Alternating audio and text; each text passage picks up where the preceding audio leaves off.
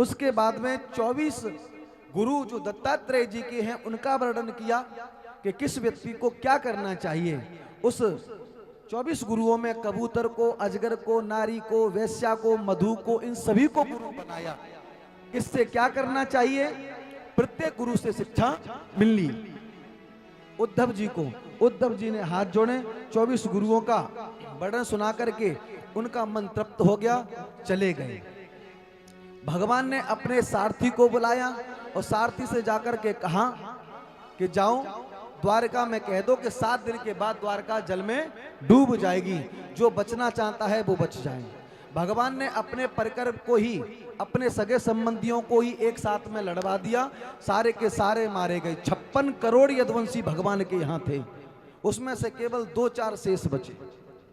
भगवान ने द्रुमल नाम के सारथी से कहा कि कह दो जाकर के द्वारका में 7 दिन शेष बचे हैं, न 7वें दिन जाकर के द्वारका समुद्र में डूब जाएगी, जो बचना चाहता है वो बच जा।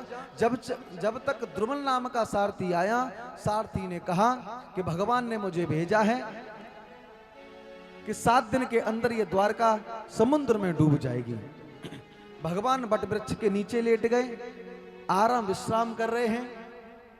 एक बहेलिया आया, बहेलिया ने भगवान के पैर में पद्म को देखा, उसने सोचा ये मृग है। उस बहेलिये ने भगवान के चरणों पर प्रहार कर दिया, भगवान के मुख से हाय निकली।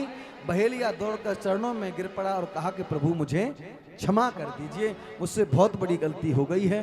भगवान ने कहा कि यह सब कुछ मेरे ही द्वारा रचा हुआ खेल है, तूने मेरी ही कृपा से बाण चलाया है, अब तू मेरे परम धाम को चला जा।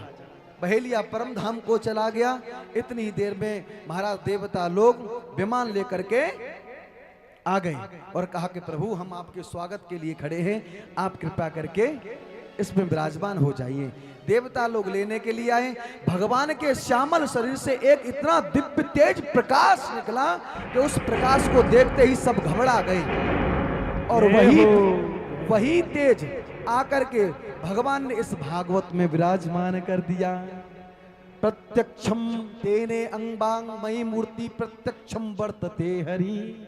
भगवान ने अपने तेज को साक्षात इस भागवत में ही विराजमान